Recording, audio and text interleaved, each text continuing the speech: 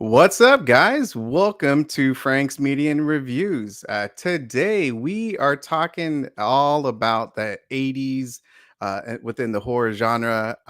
Obviously, it's the most popular decade for the genre, and there's so many beautiful reasons why that is.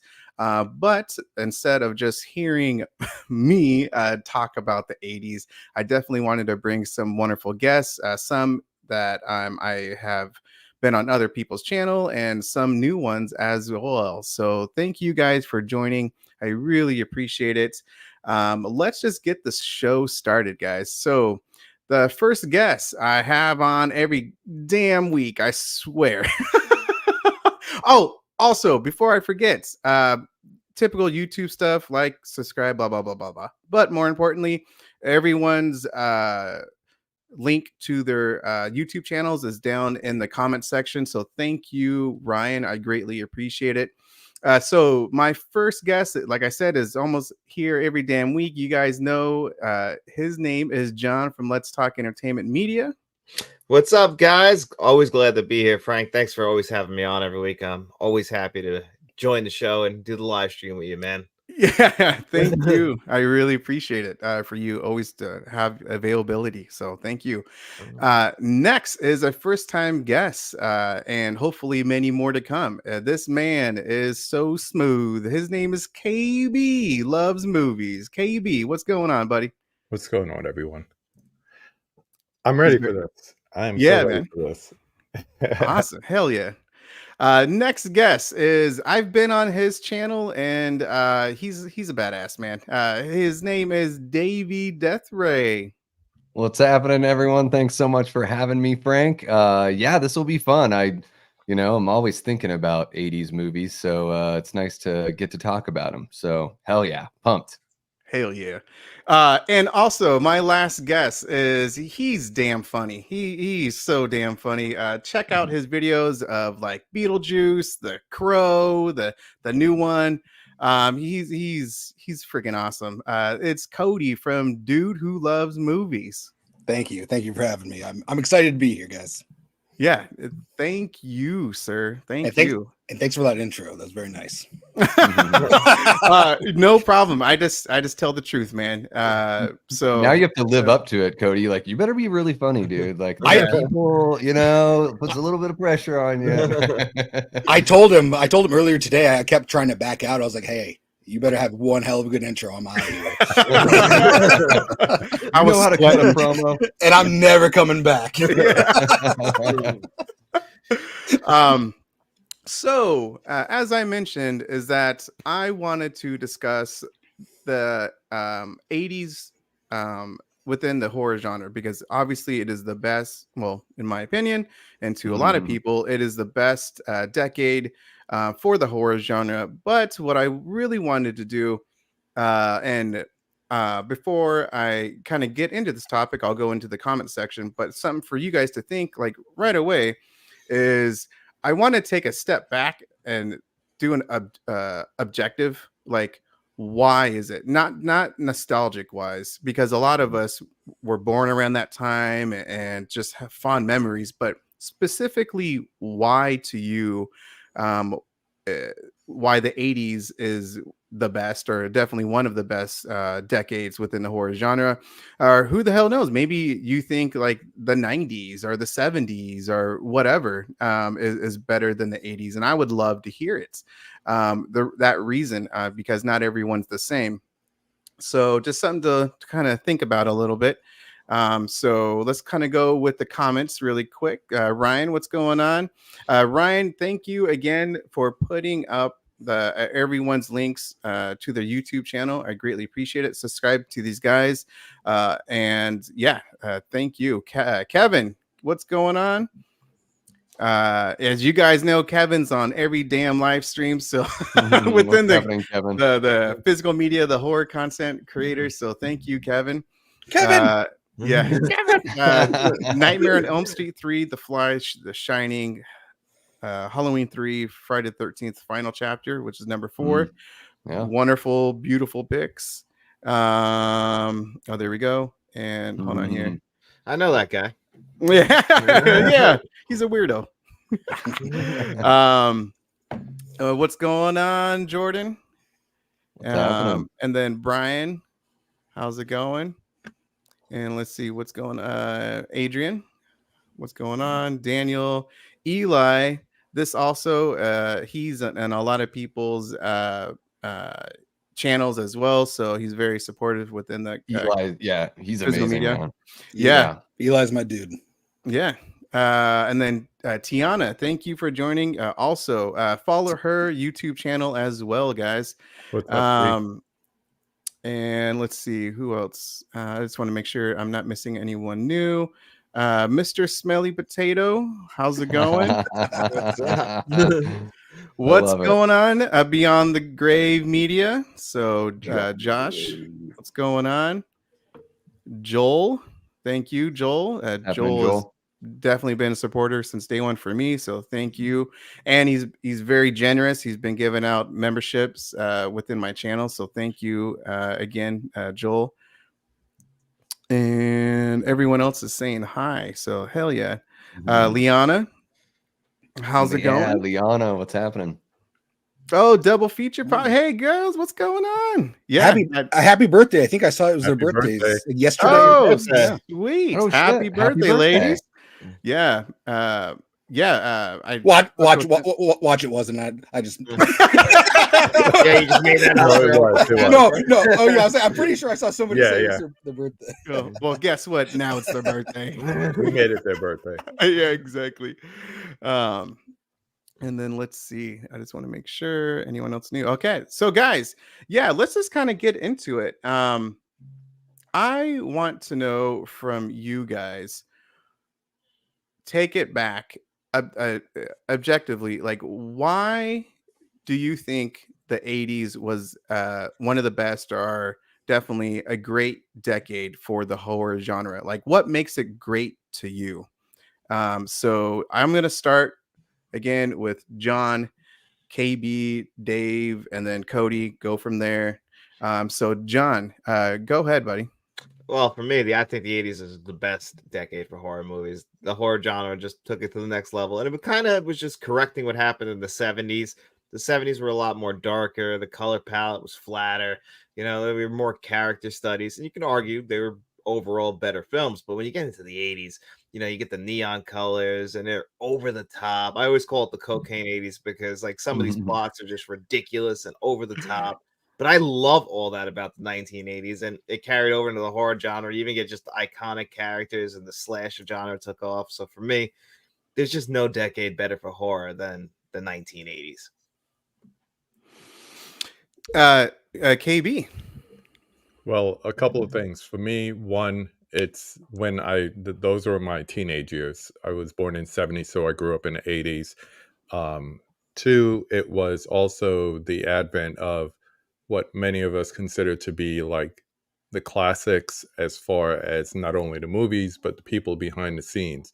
So you had people coming out from the late 70s, like the Star Wars and all that stuff. But then you got the horror genre, and you had the Sabinis, and you had all these different people. And the biggest thing is they were experimental. They said, you know, let's try this, let's do that.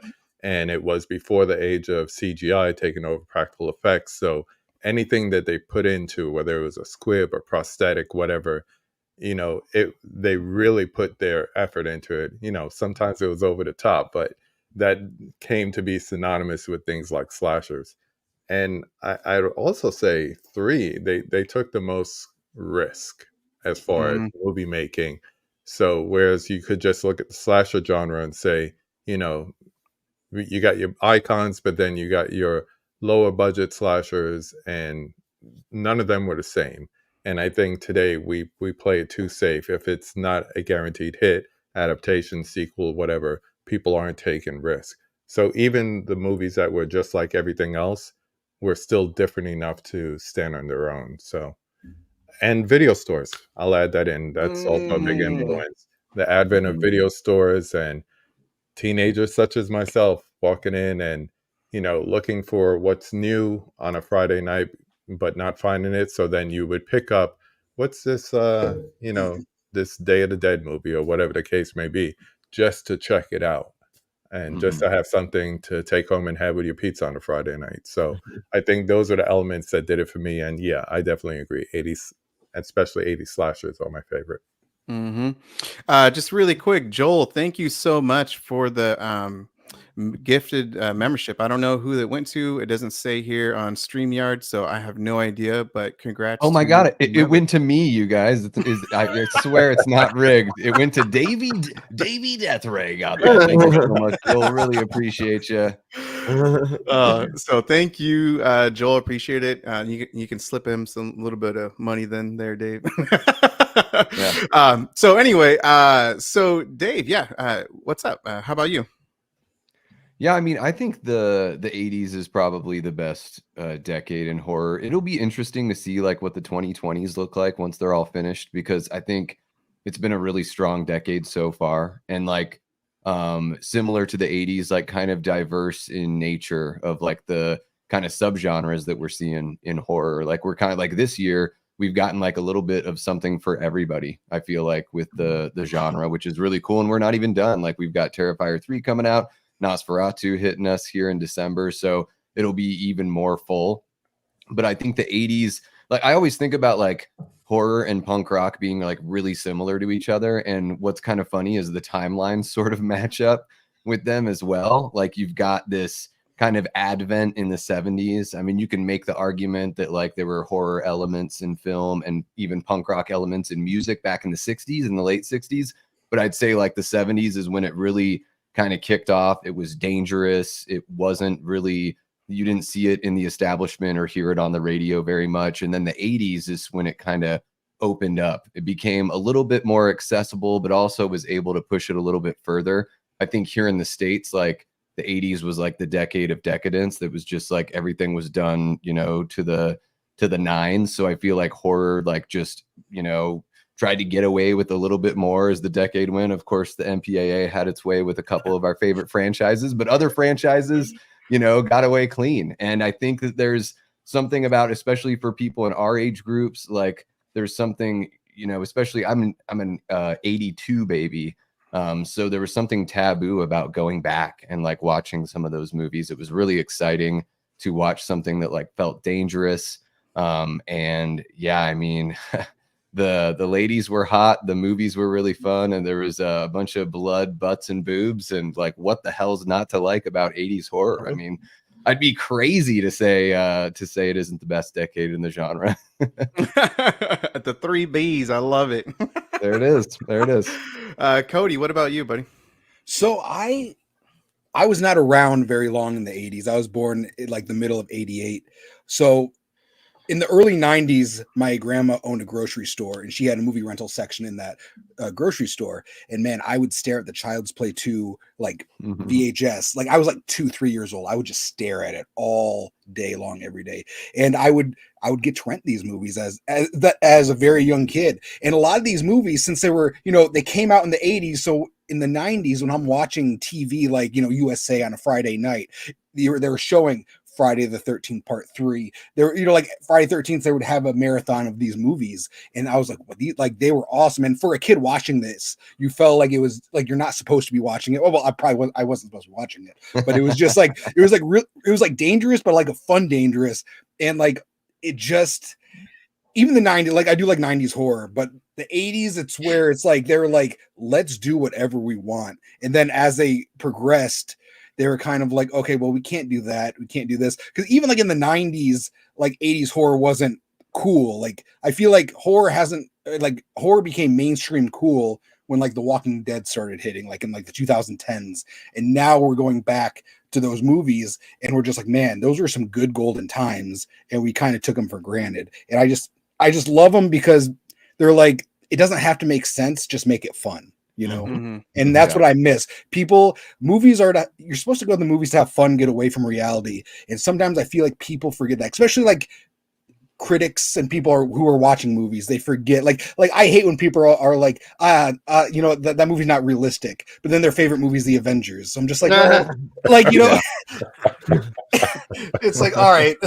So it's like Tales from the Crypt isn't realistic to you, but you know, Iron Man is, but I don't know. But that's just, you know, it's one thing. It's creepy. It's cool. It just looks better. It's time capsule that I love. Mhm. Yeah, guys, well said, man. At least for me, when I step back, I was born in 83, but what really made me think of this topic is that how gorgeous the 80's look, and within, whether that's the color, whether that's the special effects, practical effects. Mhm.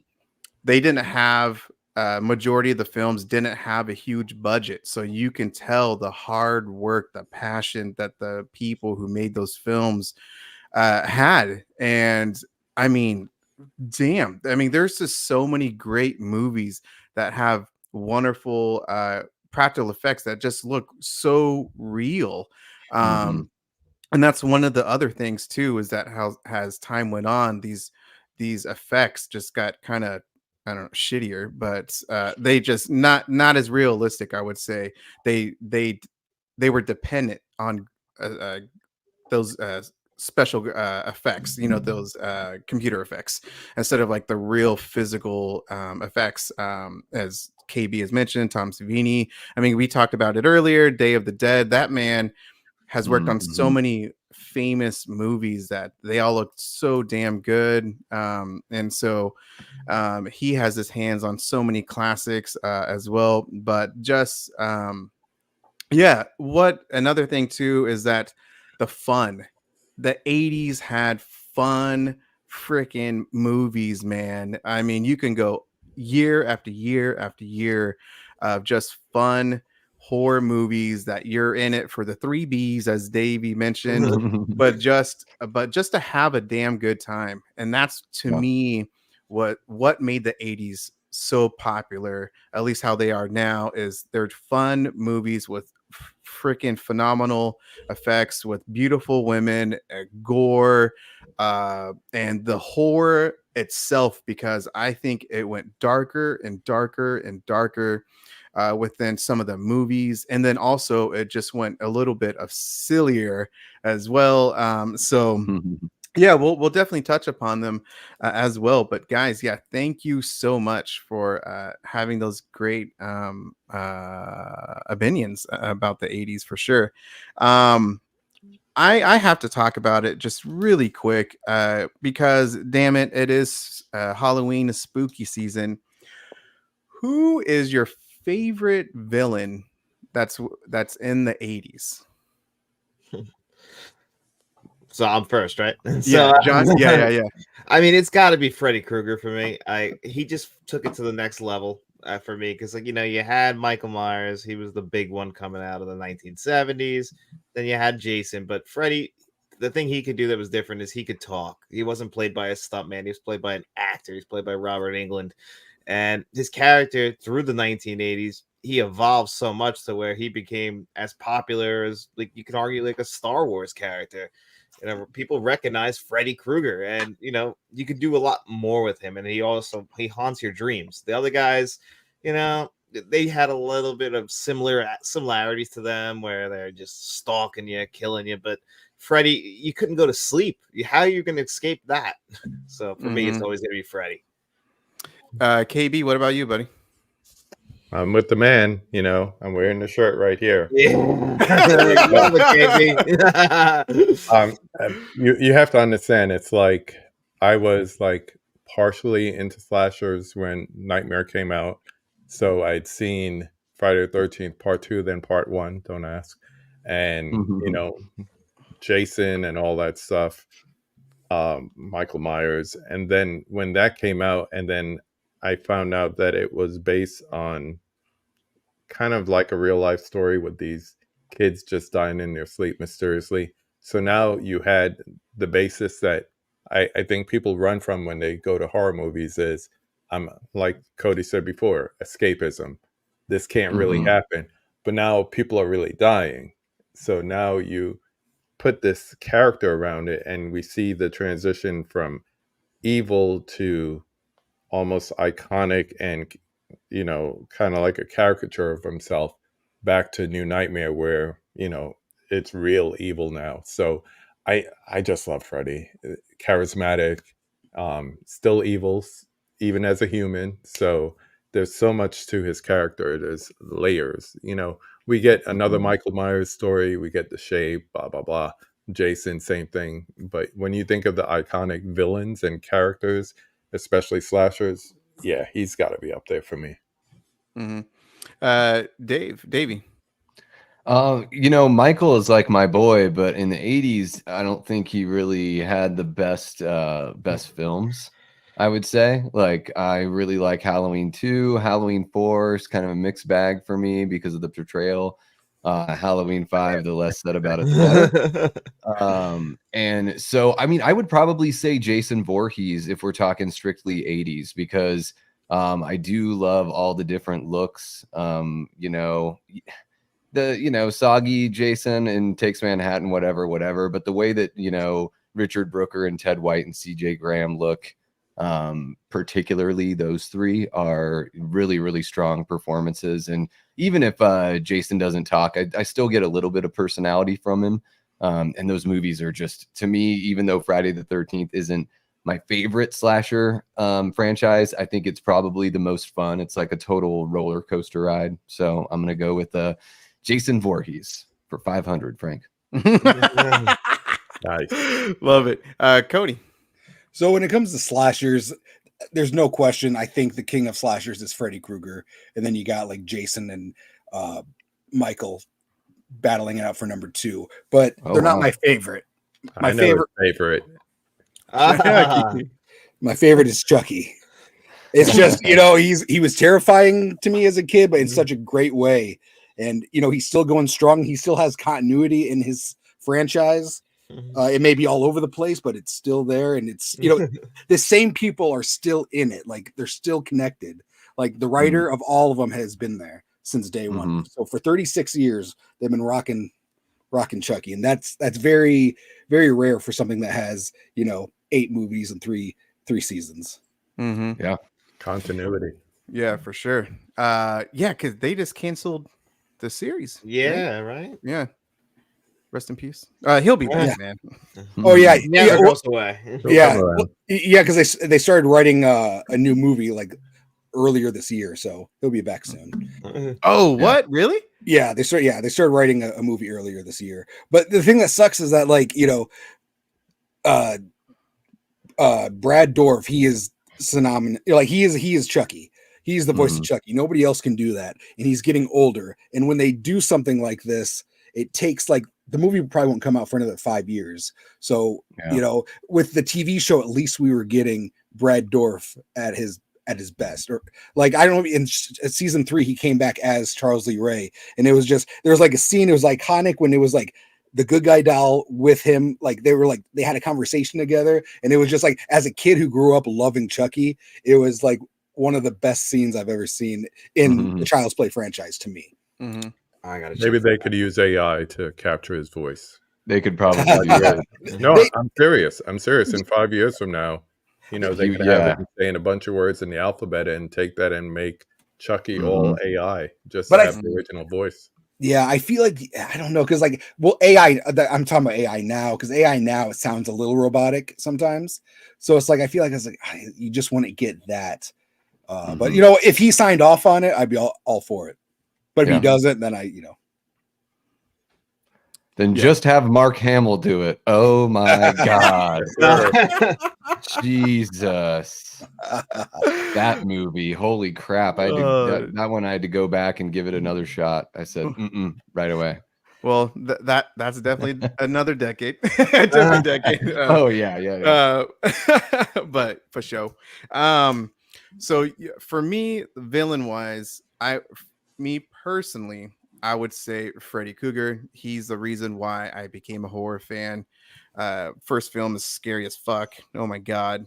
Just really intense, man. It's the imagery that he has within the first film. I mean, I talked about it multiple times on my channel, on Ken and Ashley's channel, and Sledgehammer Horror. I mean, just multiple people's. I think I mentioned on Davey as well. Just like, I just love Freddy within the first few movies, because he is so damn scary. Of course, he gets comical a little bit later on, but just the how his it's also body acting as well. Not only just Mhm. the dialogue that he says and everything, just like he's so freaking scary, but in the same way, like charismatic. And the kills obviously are so iconic. And they are just bloody as hell in the first one. Because I saw that movie when I was in kindergarten. I want to say kindergarten. And Oh, yeah. and it was obviously I had Mhm. nightmares. But it was just that's the movie that got me into the horror genre. But if I'm being truly honest, I think the horror villain that defined the 80s for me would be Jason Voorhees. Because when people think of 80s horror, I think most people think of Jason instead of Freddy. Even though, again, Freddy's my number one. Mhm. I always hear about Freddy, or sorry, of Jason more than any other villain within the 80s. One thing is I'm freaking glad and I'm so excited for Nightmare on Elm Street 4K release. Is it next week? And I think some people already got their movies, Oh, yeah. their Mine copies. shipped So today, so it should be here soon. I saw yeah. Kenny in the chat. I know he got his at mid-level media. Oh Mhm. yeah, Ken got Oh, his. I yeah. saw that. Yeah. If you're important like Ken, you get it 2 weeks early. Mid-level media, that's one of those channels that I go to because I can't afford everything. So I go like there and Frank's and Planet CHH, and I'm like, it's like physical media porn, you know. Oh, that's so my beautiful. XXX. God. Yeah. It leaves me feeling satisfied and unsatisfied. I absolutely love it. I just want to hold it. Yeah. Oh. What I so for that specific release, I'm a huge Nightmare fan that I not only did I get the damn steel book, but also the collector's edition that's overseas from the UK. That's what I Um, ordered. yeah, so I got both of them because the States we get ours a little bit sooner, and so for me I couldn't wait. I needed that in my life. And so far I heard that it's not too bad. Like they didn't James Cameron it, at least from what I've heard. No, Yeah. Still a little worried. I've Uh-oh. said She's it. I see mid-level few media times. talking. Yeah, I've we have an already update seen there. the transfer twice. Oh They've shown it. no. They've What? shown it like at film marathons that I went to. So the transfer looks really good, but the question mark is still transfer to disc. So that's Yeah. what we have to see. You know, are they going to put it on a BD 100? Are they going to color correct it to high heaven? I hope not. Just leave it the way it is right now because it has the right amount of grain and it looks great. The Blu-ray is really good, so that's why I'm worried because, like, you know, there wasn't too much that needed to be done. I thought, at least. I think that's one of the risks you run, just to talk about the physical media aspect of it. It's like, you know, Frank, you were talking about the way that, you know, everything looks and, you know, the color of the film, the grain of the film, the practical effects and everything. And I think that one of the dangers you get to when we start like really upscaling everything and trying to literally just seek the quote unquote best image possible is that it doesn't serve the piece of art. You know, it would be like taking a look at a painting and just trying to, well, let's flatten everything on the painting, like no globs of paint anywhere, like just flatten it. I just want to know what the colors are and where the lines are. And so I think we run into a little bit of a danger there because it starts making the effects look exposed or chintzy when really they looked great on VHS and great on actual film. So I do think that's something interesting. Like, you know, I think for me, like Blu-ray is really like the apex of what I need because even some Blu-rays expose some of the effects. So I don't know. My wife's still a big DVD gal. That's like her favorite. And I think that's probably the last generation of disc media that has a little bit of that natural kind of grain, even though it's, you know, digital. That's actually well said, Davey. I just kind of thought about it as that when the movies that I think have looked phenomenal on the 4K transfer, specifically within the 80s genre, have been from boutique labels. And it's the ones from the big major labels that have been really iffy. I don't know if it's they're rushing it or if they just simply don't care, or who knows, man. But I just know, since being a collector again, because I used to collect movies a long time ago, many moons ago, but then I had to stop, and now I resumed collecting, and back in 2019, which obviously isn't that too long ago. But what I've noticed, the trend is that boutique labels, they put the love and care, whether that's the 4K transfer, but especially in the special features, packaging. I mean, the whole gamut. Sure. And I think sometimes they probably go in there and they probably hire somebody to like literally go in and like mask all the strings and all that stuff, because there are like, I mean, the Blu-ray of Jaws is like, Universal really went in there and like color corrected like the skies and like did little cleanup work. So I think maybe those boutique labels also, are able to do that for sure and get that better quality. And I also feel like boutique labels, people who are working at those labels, I would assume are like fans. Like it's us. Like we're working there. Us and people like, 10 years older than us are working there, putting they grew up with these movies, so they want to put their love and heart into this. But when you go to like Warner Brothers, they're like, it's some studio exec like, I just copy and paste, put it through, have it done by Tuesday, kind of thing. Cancel half the movies and spend twice as much on the other half. I'm out of here. Bye. Yeah. you can watch a 4K transfer from like Warner Brothers, and they always look like Warner Brothers 4K transfers. It's the same thing with Sony, so it's like they run it through their system. Whereas boutique labels, I feel like, go a movie to movie basis, because like you can get something from Arrow, and it could look like something completely different than something that came out in the same week as that. It's not, that certain movies have a certain look to them, and they don't try and change that look. Whereas I feel like a studio changes the look that we remember from the movie to try and make it look almost like a 2024 film. Like Aliens, that's like what you said. It really bothered me that now the sets look like sets, whereas it used to look like, I felt like I was there on a different planet. Changed dingy looking, like a dingy background. Exactly. And like someone from like Warner Brothers, or like, I keep saying Warner Brothers, but somebody from like Sony or whatnot, when they're like in there doing this transfer, their number one goal is not physical media. They have like, I'm sure they are focused on other things. But like these boutique labels, that's their job. So they go by frame. Do that. The last thing they want is Ken from Mid-Level Media talking smack about like, oh my God, Fat Freddy on fire in 4K. Like, boutique labels are like, dude, if we don't please Christian, Frank and Ken, it's all just gonna blow up in our faces. That can do some damage to them though. Someone like Ken could do that. Yeah, I'm joking and I'm serious. Like I do think that, you can certainly tell that there's more like passion and care and love on those boutique labels. I got that Late Night with the Devil set, that Owl's Fan Club edition. That thing is bonkers awesome. So that one right there. They definitely watch our damn channels, because obviously a few years ago, Ken, because he keeps on bragging it, but he helped a label. What was it? The American Psycho. He's an Oscar winner. Yeah, the Lionsgate. Exactly. He's a damn Oscar winner. Yeah.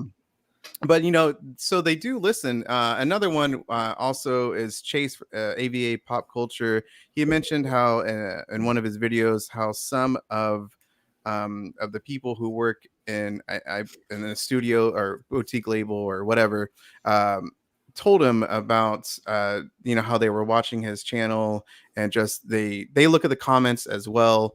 And one of there was a really good interview. I'm just plugging everyone. I don't give a fuck. Everyone's pretty damn cool. So language. This is my channel. Damn it, Davey. I told you this. Dude, this is a chill kind of relaxed. Cursing during 80s horror? I think not. Yeah. Very gets the brain. One of the great interview. I thought it was a great interview. Was I forgot his name, so I apologize. But Serial at Midnight. Heath. Heath, thank you. Heath had an interview not too long ago when he actually had an interview with one of the effects people. I forgot her name, but she worked for Paramount Pictures, and so it was like an hour and a half discussion or interview, and I thought it was very informational because she went into details of like the behind the scenes stuff that happens, some of the stuff that they add or don't add. Like she was talking about War of the Worlds, how they removed just a couple things of like the strings of some of the effects that they had, and some of it they actually left on, like it's part of like the charm of that movie and stuff like that. So that was very cool and just informational. I simply love listening to those type of interviews, and then, that's something that I would definitely want to do, but I'm always too damn scared and Yeah. about that stuff. But yeah, man, yeah, I think it's just a great conversation to have, especially since we're all pretty knowledgeable within the physical media aspect of it, but then also with we're very passionate about some of those movies with the releases that they have, and so yeah, man. So I'm going to be mentioning a bunch of damn questions. So the other question would be, of course, is who's your favorite damn director of the 80s and the favorite movie? Oh, well, that's actually pretty tough but I'm gonna have to go with Wes Craven and pick A Nightmare on Elm Street, even though Wes Craven directed another movie from the 1980s that I absolutely love, which is Shocker. So, you can go, that's a two-hander with him. A lot of people might forget about that, but he was all over the 1980s, Wes Craven. I think he directed like 4 or 5 films that decade, and he wrote or produced The Nightmare on Elm Street 3. But he was just perfect for the 1980s. The guy also had a classic film 3 decades in a row, the 70s, the 80s, and the 90s. And I think his peak, I would say, is the 80s as far as consistency for his films. But I'll still say Nightmare is his best film of the 80s, followed close by Shocker, in my opinion. Which that would be a first time watch for me because that's coming up at the end of this month. So The 29th.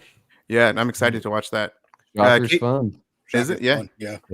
KB. I agree with John, but just to be different, I'm going to throw Carpenter in there. I mean, just for the string of what we now consider classics, not necessarily at the time. I mean, you look at The Thing, and that was like panned like crazy, but now we hold it up as like one of the greatest ever. But last year, this matter of fact, almost to the day last year, when I was doing my 31 conversations in 31 days, never recommend that to anyone. I needed a break. So I asked a whole bunch of friends to just say, give me your favorite John Carpenter movie. And I just put it together like a little montage and set it to upload. And I went to the theater and I saw The Fog, The Thing, and Christine. And right there, you're talking about 3 movies in the 80s that were just like genre defining for me.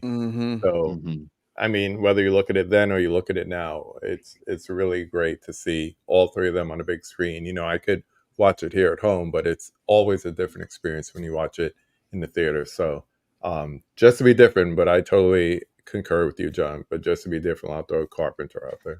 I mean, that's a great choice. I love Carpenter, and he really had a great decade in the 80s. You're right, though. He didn't get appreciated till after the 80s, unfortunately. Yeah, that's why he's kind of curmudgeon a little bit with some people. So yeah. Really quick, why do you think that people at that time didn't really go to the theater, didn't really appreciate those type of movies that Carpenter had? Because exactly what you said, KB, like they're revered now as iconic, as classics, but back then people just maybe just weren't ready for it, or didn't, and they obviously didn't appreciate it at the time. But like, I really think it's because the summer before in 81, he had Escape from New York, and that was a commercial success. So it's almost like you have a departure from that type of sci-fi action movie. And it's kind of like, going back to Nightmare on Elm Street for a little bit. Once the first one came out on video and everybody caught on and it was a success, And then when Freddy's Revenge came out, which is Nightmare on Elm Street 2, it was such a great departure from 1. Besides all the other things that take place in the movie, it's like people didn't like it. It made money because people went to see it, but people didn't like it compared to 1. So to go from Escape from New York to The Thing, I think that was not welcomed by a lot of people. And back then, you know, if a critic pans it and enough of them do it, the film can't be successful. So, you know, thankfully we rely on internet today and YouTubers and, you know, people on social media to decide if we should go and see a movie. So I said it the other night on a live stream. I said, really these days word of mouth is the best marketing, because you could take a movie like The Substance where it does okay the first week, but everybody's talking about it, and then it starts to go gangbusters after that. So I that's what I think it is. I think The Thing was too much of a difference from Escape from New York, which was just a year before. Really quick, it looks like John, I think you got a super sticker. So thanks, Mrs. Smelly Potato. I appreciate that, buddy. yeah. Thank you as well, Mr. Smelly Potato. Davey, what about you? Yeah, it's got to be Carpenter for me as well. You know, Escape from New York, The Thing, The Fog, Big Trouble in Little China. I mean, just those 4 right off the top of my head are so damn good. And yeah, I mean, I think that maybe, you know, once he was making more like big budgeted movies, that it was probably more difficult to make them commercial successes. And yeah, perhaps people were just looking for something that was a little more lighthearted at the time. I mean, when they talk about The Thing, they talk about, you know, I think like E.T. had come out just like weeks before. So that's one of those big things that's like, that's a pretty big contrast. And so while there were plenty of teenagers and 20-somethings going to see, you know, Jason Voorhees and those slasher movies in the 80s, like when you did something that was like a little more expensive and a little more like, you know, mainstream for all intents and purposes, I think that stuff just got kind of knocked down, unfortunately.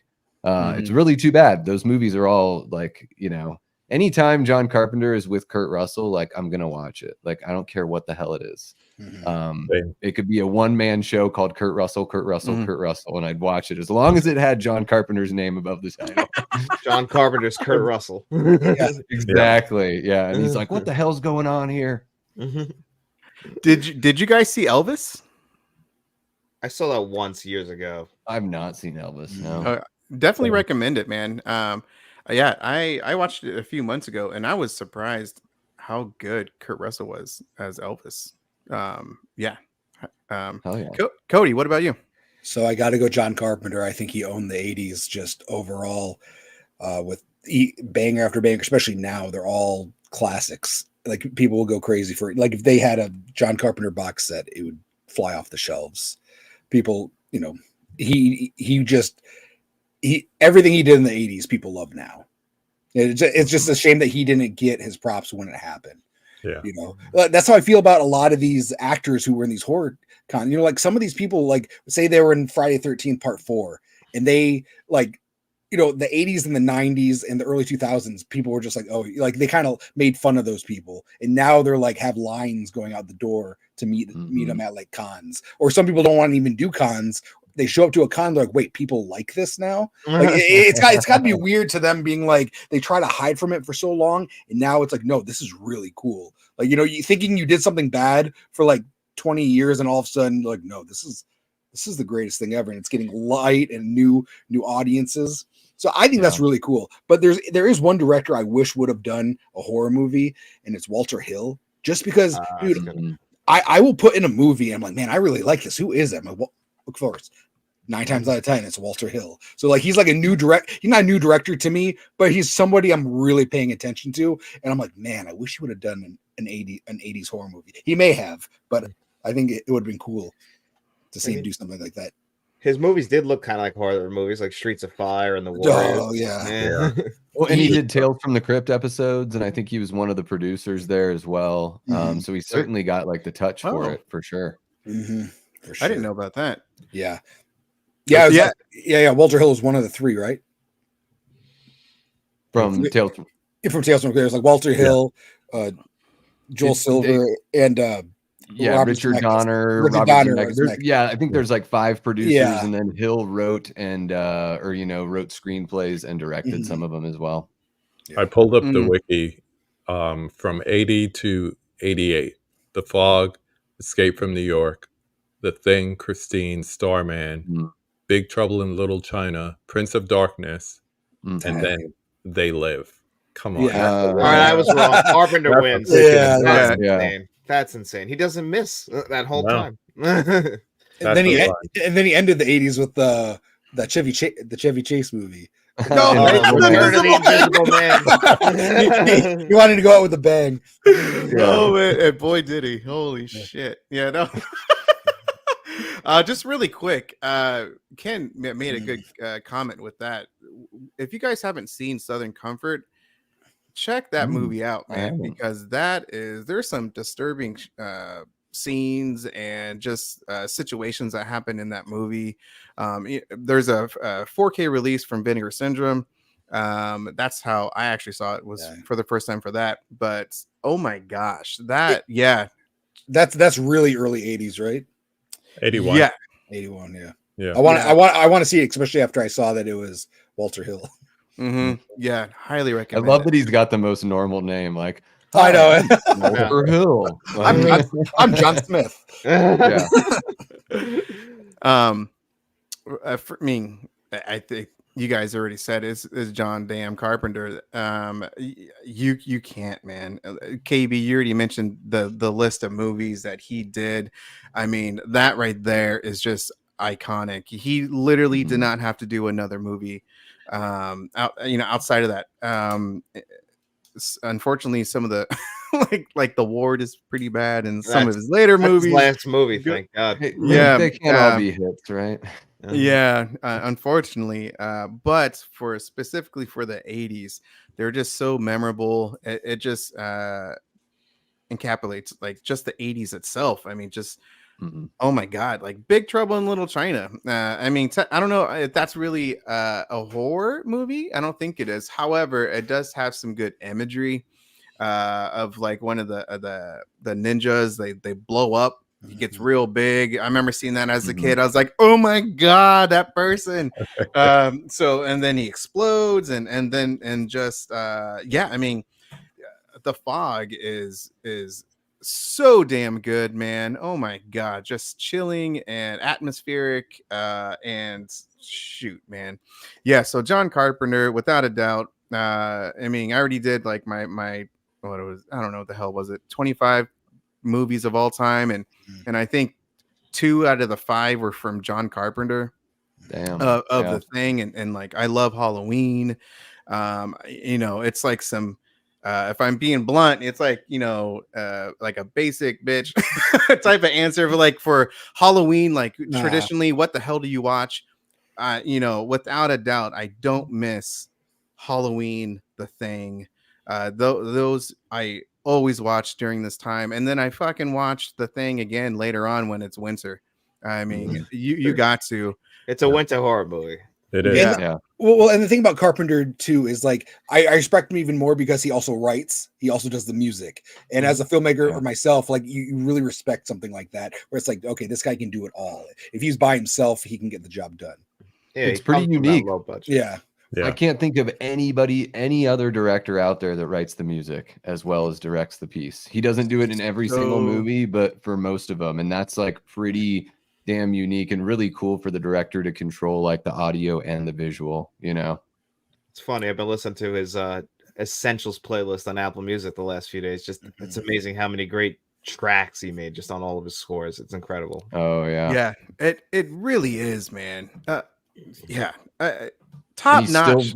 He's still making great music. I think like at least there's that. If he's not giving us movies, at least he's still making great music. The soundtracks that they put together for the David Gordon Green Halloween trilogy is just absolutely incredible. And then his records that he's doing are really, really good as well.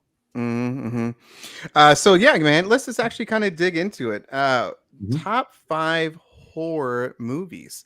I will start, of course, with John from 5 to 1. Okay. It doesn't have to be ranked. It can just be 5 whatever movies that you picked up. I don't give a shit. But I just want to know your guys' top 5 movies. And I know that, for me, these are just movies that have been very passionate for me. And I know for you guys as well. And I just love to hear about it. So, John, go ahead, buddy. All right. At number 5, I got slipping into the 1980s, The Shining from 1980, directed by Stanley Kubrick. I mean, it's one of the greatest horror films of all time. And it's crazy because Stanley Kubrick, he could just dabble in a bunch of different genres besides just, the horror genre. But he made one of the greatest horror films when he wanted to, obviously. It's a Stephen King adaptation, and Stephen King notoriously hates the Shining film. They remade it into a miniseries in the 1990s, and that one's more of like his vision. But Jack Nicholson is one of the greatest actors ever, and his performance in this movie is just incredible. Shelley Duvall, the late Shelley Duvall, is great in it as well, even though she kind of apparently went through hell while the movie was being made. But the performance does speak for itself. Yeah. That's the thing when you talk about how directors got stuff done back in the day. It's like, might not have been the best, but the performances do speak for themselves. And whatever Jack Nicholson was doing, it all worked for this movie. It's cocaine. Yeah. No. It was flowing in the 1980s, and I'm thankful for it. A lot of movie deals. Yeah, that got stuff done back then, I guess, and we ended up with a classic. Yeah, the Shining, obviously, it's a masterpiece. I just love how it was filmed here in Oregon, over at Timberline Lodge. And then when my wife and I did, she was a travel nurse, and we went to the Stanley Hotel. We lived in Denver. And so we went to the Stanley Hotel, and that is just simply just picturesque. I mean, it's beautiful. But yeah, so The Shining, beautiful pick. John, KB. For the first one for me, I'm gonna go with the sequel to the original movie because this is the one I saw first. So I'm going with Evil Dead 2. I know a lot of people like, oh, it's just rehashing Evil Dead 1. But if you've never seen Evil Dead 1, you just like Evil Dead 2. So I don't know. It's like, I think it's a little bit more tighter and concise, the relationship between Raimi and Bruce Campbell. It shows more into than in the original one. One is more like the indie kind of thing. So, and it's the poster, going to video stores and seeing that poster and just it being creepy and everything. And just like I said, that was the first one I saw. And then that made me want to go back and watch The Evil Dead. So Evil Dead 2. That's my first one. Yeah. Also, Bruce Campbell lives here in Oregon. At least he's from Oregon. So yeah. It's all connected. Yeah, it's all connecting. Davey. I've got from 1980, The Changeling with George C. Scott. I can't stop talking about this movie. I really, really love it. I had just seen it, I don't know, maybe 10 years ago for the first time, really not that long ago for me, and was pumped to see this Severin copy at a convention. Picked it up right away. It comes with like a 4K, the Blu-ray, and the soundtrack on CD, which is really, really cool because it's got an awesome soundtrack. This movie is just, I think this is the movie that made me realize I really do like slow burn, like haunted house, like spirits trying to find justice kind of movies. It didn't really occur to me until I saw this one where I was like, oh, I started thinking about other movies that I've really enjoyed. And yeah, I mean, George C. Scott's performance is incredible here. The music is eerie. The revelation of how everything unfolds with the story, I'm not going to get into any spoilers, but it's a great movie about a spirit that wants justice. And yeah, top notch, The Changeling from 1980. One of my double feature videos was The Changeling and The Haunting of Julia. I don't know if you've seen that one. Oh, I haven't seen that one. No, I should check it out though. If it would go with The Changeling, I should definitely check it out for sure. Check that out, man. It's got Mia Farrow in it, and she's phenomenal as usual. Sorry, I just had to say that because that's a good double feature. Also kind of depressing.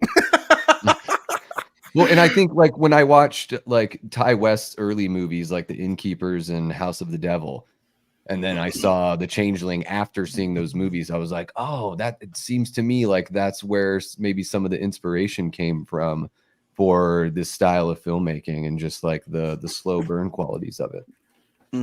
For me, The Changeling, I actually the first time watch, I did not like the movie, but I'm glad. Like I don't know what, but I wanted to rewatch it because Scott is just a phenomenal actor, and there was a good premise to it, and so and the beginning, what the Oh, fuck, that movie's a uh, tragedy. With and the beginning. so Heartbreaking. yeah, and so that maybe just kind of like it still stuck with me, and I think that's Yeah. part of it. It was like The Changeling stuck with me, even though I didn't enjoy it my first watch. After the next viewing, like I really enjoyed that film.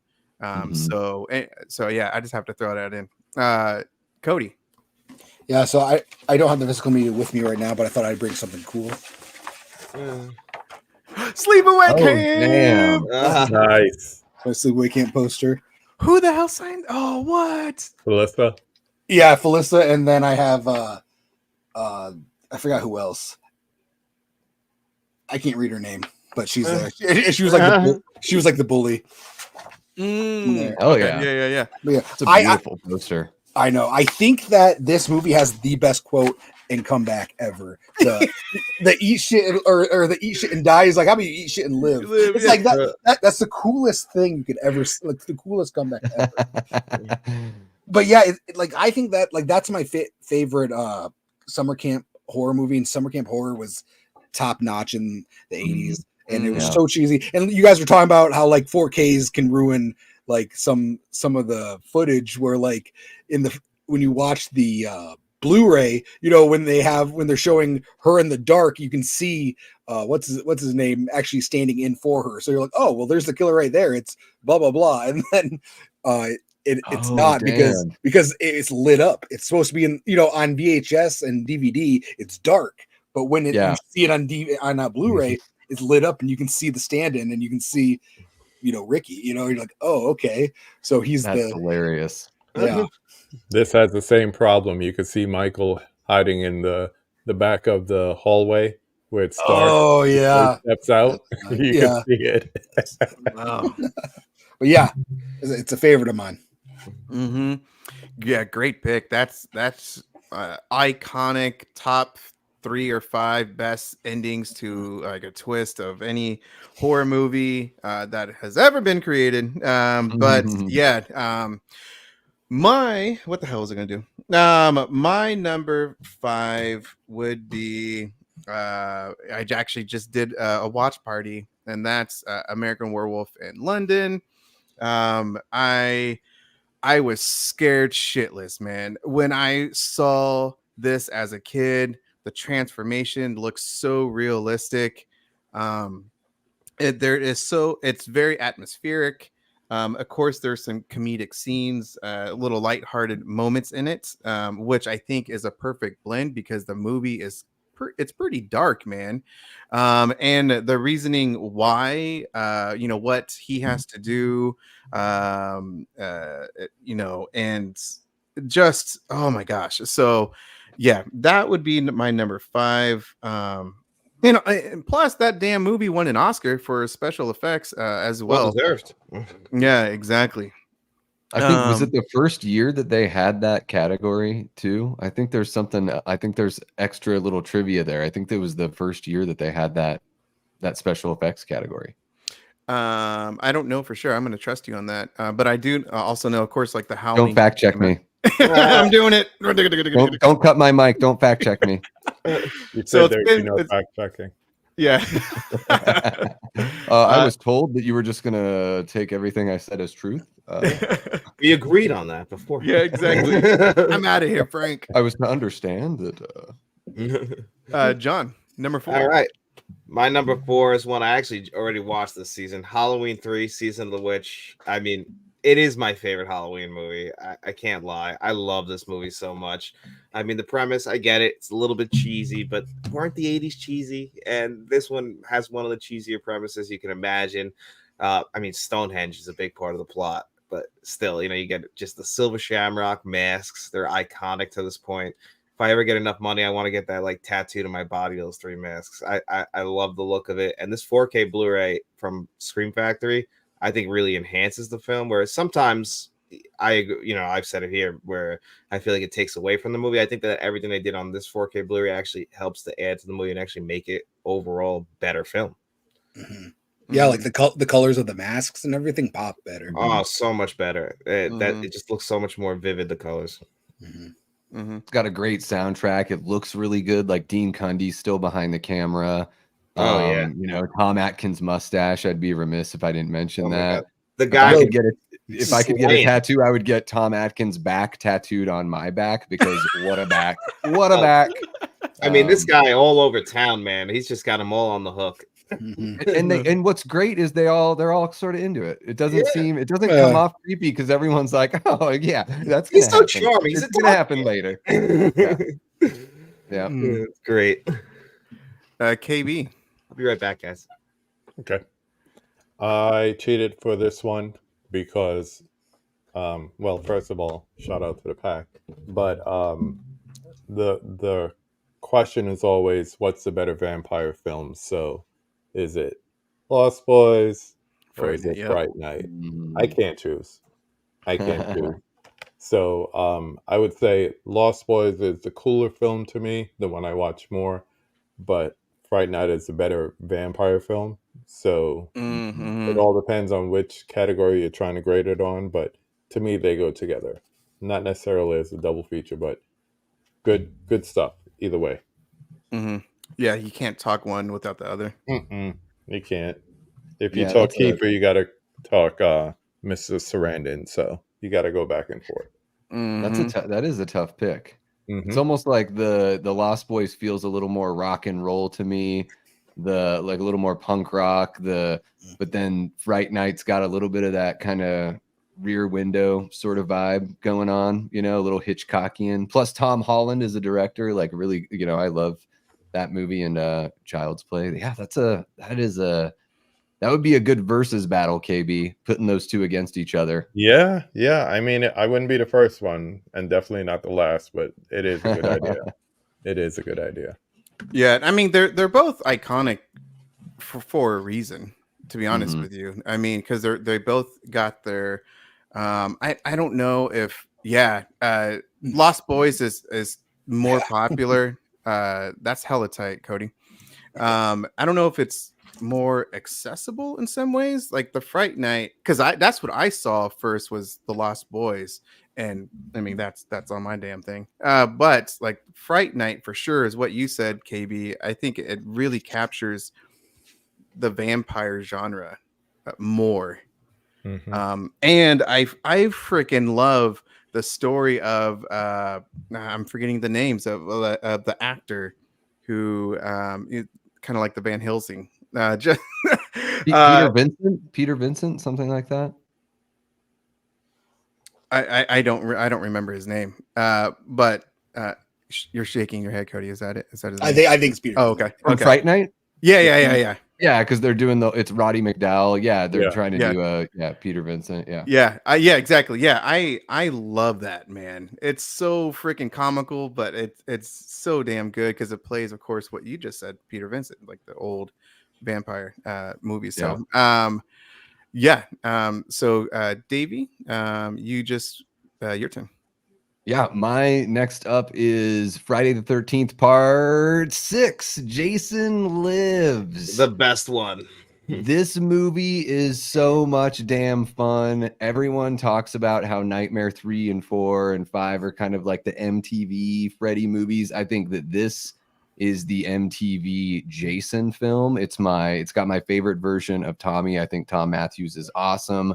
I love Tommy and Megan's chemistry here. Like, she's one of the most like fun-loving, go get 'em kind of, final girls in horror history. I love the way that they interact with each other. CJ Graham is a great Jason. This movie's got the right kind of comedy for my tastes. So maybe for everyone it doesn't work as well. But it's just got enough of that like meta touch long before anyone else had really touched on that at all. I just think Tom McLaughlin's a total rock star. I love everything about this film. I watched it on the night of my first date with my wife. Ooh. We went on a date on Friday the 13th, and then we ended up getting married a couple Friday the 13th ago. So this one's got a special place in my heart. But Final Chapter is a close second, but this one takes the cake for one of my top 5 picks here tonight. That has a great opening, man.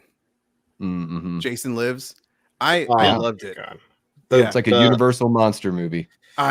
Yeah. The James Bond opening, it's perfect. Yeah. Yeah. Mhm. It's a cool Cody- poster too. Oh yeah. Mhm. Cody. Yeah. So my next one is going to be Shopping Mall, I have. Oh, not that's seen a that, great man. one. Oh, that's great. signed Oh, by yeah. Barbara Crampton. But yeah, this Oh, movie is baby. just so fun. It's 110% false advertisement, but it is like the poster, but it's such a fun movie. I really do like it. And this was back in the 80s where we didn't care if the poster was misleading or not. Now it's like you go to like, Walmart and you see all these like cool covers and you just know it's going to be bad. Where this, you're like, this could be really fun. They hired an artist back then You to don't actually know. make those posters. Now it's like generic art 101. Yeah. Yeah. And now they're going to be all Floating AI. head. Yeah. Yeah, it's just floating head posters. But yeah, I like that movie. I love the atmosphere. I love like 80s movies that take place like grocery stores or malls. I just like seeing that kind of time, how people lived back then. It looked like it was fun, simple, everybody having a good time. No one on their phones. Yeah, exactly. I got to see that movie, man. Shopping Mall. It's fun. Who did the Blu-ray release? I can't remember. Best I was just about to say. Vestron. Okay, yeah. Yeah, that I do know, and I need to see it, man. I So think that's like number 1 for them, if I'm correct. Like Vestron 1. yeah, I don't know. I'll watch any movie with Barbara Crampton in it. I'm just gonna say that right now. Mm-hmm. Yep.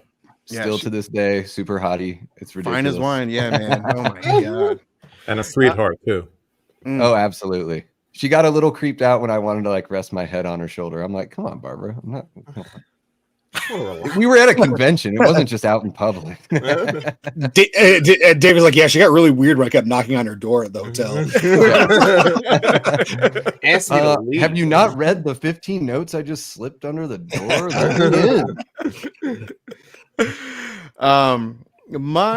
I mean, you already talked about it, KB, but I still love it, man. The Lost Boys.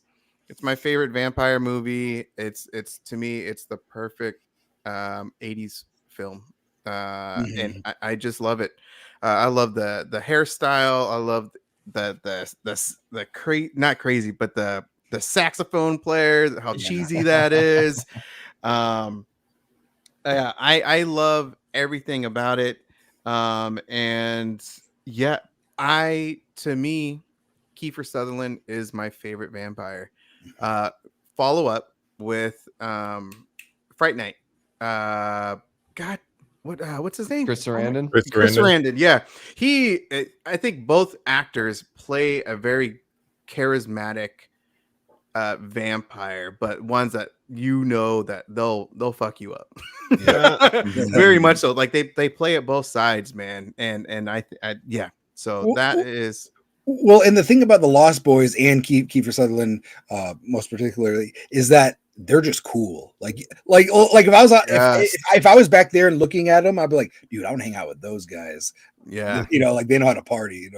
Look at them. They're like riding their motorcycles, like screaming into the night. I'm like, man, that looks pretty cool. That's actually one thing you just touched upon it. They're cool, man. I think they're the reasons what made vampire. I obviously I could be wrong, but my opinion is how they portrayed being a vampire made vampires so damn fucking cool. I mean, like, I don't know, man. Obviously Christopher Lee back in the day and Bela Lugosi. I mean, like, obviously they're staples, but like without Kiefer Sutherland and I forgot his name again. Oh my god, I'm so embarrassed. From Fright Night. But Chris Sarandon. Yeah, thank you, Sarandon. Without them, I don't think the vampire genre would be as popular, especially in the 90s too. I mean, like they, I don't know, man. But anyway, that's just my opinion. Well, it's like with Lost Boys, like the soundtrack, the music was cool. The way they dressed was cool. Dude, they were riding motorcycles on like beach sand. You know how hard that is to ride motorcycles on a beach sand? Like they're cool, man. And you had the comedic element in there with the Corys and you know all that stuff too. So and there's that whole like, you know, it's the height of like glam rock and stuff like that, and they've definitely got that glam look. So it is very very 80s. You know, a bunch of hot young vampires. Yeah, it was. Yeah. This was the MTV vampire movie for sure. Oh, for sure. Yeah. Oh, yeah. Which I love. Yeah, exactly. And that was like MTV. That's when it was introduced, right? In the 80s. And yeah, I remember the Janet 81, Jackson, yeah. man. Oh man, Janet Jackson. Oh my goodness. Oh yeah. So anyway, guys. Have you done for me lately? Oh, dude. Yeah. Rhythm of Nation. Hell yeah. Yeah, man. John, go ahead. I wanted to give a little bit of love to 1986's Manhunter. It's more of a horror thriller, like a lot like The Silence of the Lambs, but I still think that this is a great one. This is the one that actually got remade in the Red Dragon in I don't know 2001. I can't remember, but first time we ever see Hannibal Lecter on screen is in this. Brian Cox, it's fantastic. William Peterson plays Will Graham in this movie, but if this one really feels like a 1980s movie. I mean, Michael Mann was the guy attached to Miami Vice, I think either around that same time, and it feels like Miami Vice but set in a horror movie. It still has those vibrant Florida colors, but it's a horror movie. This guy's the Tooth Fairy's one of the worst, meanest serial killers, and Will Graham's got to go back in the field and turn back to the guy who essentially made him quit the job and help him out, Hannibal Lecter. And I just think it's all so well done. Yeah. Man, I always get Deer Hunter and Manhunter confused. I know they're two totally different. I do with Manhunter and Mindhunter. No matter how many times I've seen both, I'll still get them mixed up. Good one. KB. All right, this is where I have The Shining next up in my pile. So another movie that I grew up with from the VHS days, and I love movies where you get something new every time you watch it because it just shows you how deep and how layered it is. You get past the trivia and, you know, King hated it and the Volkswagen and all that stuff. And all of a sudden you start realizing, okay, there's so many different ways to look at it. Okay, surface level horror movie, but you look at certain scenes and how things move and disappear and the indigenous element of it and burial grounds and all that. And the whole thing with Danny, and there's so many levels to this. And then you watch Dr. Sleep and it just adds on to the lore. It's one that I just keep going back to over and over. David from Film Collector Archive, he is a big Shining fan, and I know I could probably sit down with him for a day and find out even more stuff, which it's like, okay, I could watch the movie 11 more times or just talk to David and find out everything. But in the meanwhile, I just keep watching it because it's so great. Yeah, well said, KB. Davey. All right, I've got a film we've mentioned before tonight, John Carpenter's The Thing from 1982. This one, I mean, Rob Bottin, special effects, unbelievable. The sense of paranoia and isolation. I mean, what's not to like about this movie? The Ennio Morricone soundtrack is great. One of the few times where John let somebody else score one of his movies, which I think is really cool. And as a little piece of trivia that I always mention when I talk about The Thing, it was filmed in my hometown of Juneau, Alaska, up in the ice fields. So a lot of that stuff was filmed up there. And as the stories go, they used to fly down a helicopter to get more beer and stuff and provisions for the cast and crew up there. But an absolute classic, a movie that just seems to get better and better every time I watch it. And yeah, I mean, I think a great double feature here, like a horror to sort of horror adjacent movie, is The Thing and Quentin Tarantino's Hateful Eight.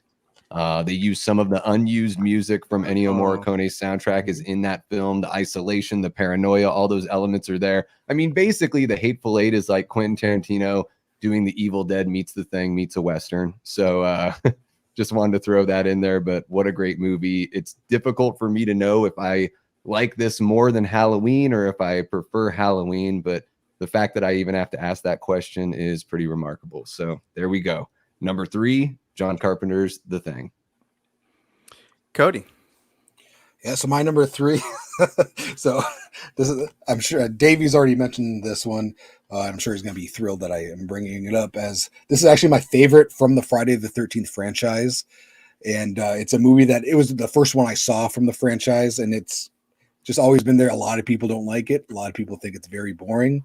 Some people think it's Jason Takes a Boat or Jason Takes Vancouver. I call it that. What a It's not poster, though. This is my favorite poster out of the. It's a post is iconic. Yeah, this one, and then the Jason Lives is my second favorite one. But yeah, I can watch this all the time. And yeah, it's a lot slower than the other one, and a lot of the gore was cut out or not even involved, but this is a go-to for me. So I'll die on that hill. Same with like Nightmare on Elm Street. My favorite is Freddy's Dead. I'm one of those guys who likes the random ones, but I think it's because I a lot of these movies have nostalgia attached to it. Sure. And that was the first, like this was the first one I saw. So, you know. Yeah, I mean, I think that movie's fun. I have fun with all of those. No, movies. Don't you? But I can also take a step. Now. No, but if I am taking a step back and just critiquing them, yeah. Oh like, yeah. You know. No. Oh, this is by far not one of the best ones made. This is probably one of the worst ones made, but it's one of my favorites. Mm-hmm. Yeah. I like Freddy's Dead, but Jason Takes a Ship to Manhattan. Well, next we're talking about Leprechaun goes to space. So buckle up, guys. Oh, hey. Goes back to the hood. Yeah, I actually really like that one. Back to the hood. Loki, the best third act of a horror franchise. One of the best third acts is Leprechaun Back to the Hood. Oh my goodness, I haven't even seen that one. Yeah, Oh, it's terrible. I've only seen the first 3. I could only make it through the. I love that they went back to the hood. I like that they're like, you know, it's kind of a novelty. We can go back to the hood. Like we can call it Back to the Hood. Like, Isn't Snoop Dogg in that one? No, it's Ice-T. But so what happened was after they went to the hood, they wanted to take him other places. So they were going to do Leprechaun goes to spring break. I think we're like he was on a cruise ship and like he was on his way back to some place, and then like the ship goes to like some to Miami or something, and he's over there. But Leprechaun in the Hood did so well in that demographic area that they're like, let's make Back to the Hood. yeah. That's what they did. But yeah, so I'm a Leprechaun fan. Oh my god, that's hella tight. It's really like good quality too. Yeah, it's handmade, hand carved and painted. Oh my gosh, how do I make that bigger? I don't even know how to do that on here. And if you ask nicely, my Cody gosh, might that's awesome. be able to do the Irish accent. It might sound like Miss Cleo. No, I cannot do that. Do it. I have never done an accent for the Leprechaun before, no matter what anybody says. I will not be fact checked on that. You got the laugh, bro. You got the laugh. Yeah. You got the Leprechaun laugh, bro. Yeah. So if Christian Hannah Horror ever tells you that I can do a Leprechaun impersonation, he's lying. It wasn't me. It was somebody else pretending to be me. Yeah. I love The it. cards don't lie. Oh my god. My number 3 is Poltergeist. Good one. Yeah, good one. Great intro into horror. As I said in a bazillion times, I fucking hate clowns, but some reason I just keep going back to them. This is the movie that did it for me. Creepy ass. I don't like dolls either. I have 3 girls, man. # girl dad. I don't let any of them have dolls in the house. I've seen enough damn horror movies. I know what the hell goes on. You take that outside. Yeah, take the shit outside, damn it. Dad needs more room for his vinegar syndrome boxes, sweetheart. Get those damn dolls out of my friggin' face right now. Frank's afraid he's going to play with them and want all the accessories. That's why. Yeah. Goodbye, movies. Hello, accessories. But yeah, man, I mean, everyone knows about this damn film. As the imagery to this is, I mean, the tree, the clown doll, the paranormal part of it, the pool scene, just even I even found that damn uh what's her name? The Old shorter lady Zelda. lady. Oh, Zelda Zelda? something. Yeah, like No, Zelda is This from. house is clear. yeah. I even found her kind of creepy She when scared I me was too. younger. He is. Yeah, man. I Yeah, she think sounded like, "Hey guys, we're like, yeah." She's like a little voice. I'm just like, "Oh my goodness." Yeah. mhm. Caroline. Definitely brings that element. That was beautiful, John. Don't The go into animated the the animated like spiritual sort of effects and everything, and like the way that the poltergeist like represents itself physically, like with the long, like I don't know, like the long legs it has. It's just got this Mhm. otherworldly look. Yeah, I mean everything. That movie is so damn effective. Yeah, Yeah, that's a great pick, man. It's and cool. I This, go, Cody. oh, I don't. God, it sounded like dun dun. I'm playing a Netflix starting. timpani over here. I've actually got a drum next to me. Oh, no, like the setting is cool. You know, it's in a suburban neighborhood where things like that don't happen. You know, Mhm. Mhm. and that's what's cool about it. Yeah, exactly. And like I said, I think it's a perfect entry into the horror genre because it's got a perfect blend of it. Mhm. And Yeah. like I said, the imagery, especially when you see it when you're young, man, it sticks with you. The music, the creepy ass music to it as well. Like I said, I just think it's a perfect one of the perfect movies, horror movies. It's got that John. perfect Steven Spielberg look to it as well. He produced it and might have directed it. Yeah. And maybe it helped out a bit. Yeah, just a little bit. John, go ahead. All right, well, my number 2 is A Nightmare on Elm Street. I don't got the 4K yet, so I still have the old box set here, but the original Nightmare on Elm Street. We talked a lot about it tonight already about Freddy Krueger, but I have to have it on my list. I mean, it's a classic. The original one, it made New Line Cinema, the house that Freddy built. Yeah. Without Mhm. that movie, we wouldn't have such classics like Dumb and Dumber and The Mask. So, you know, I gotta give my props to Freddy Krueger for that. But everything they did with that movie on a low budget is incredible. It's still well written. You know, what's her name? Ronnie Blake, who plays the mom, like her performance, it's ridiculous, but it's so well done. You know, as the Mhm. alcoholic mother, John Saxton. I just love the movie. It's the movie that got me in the horror movies, so it'll always hold a special place in my heart. I do love Dream Warriors too, which came out in '87, but you know, it still pales in comparison to the original. I agree. Yeah, I think the first one's still the best. Yeah. For sure. KB. We spoke about this one enough, so I'm just going to hold it up real quick. Going back to the thing, and I don't know if it was John or someone else who said it, but this is a perfect. Sorry, Cody, you don't get this kind of weather, but Arctic winter movie. It's cold. You got the comforter. It's snowing outside.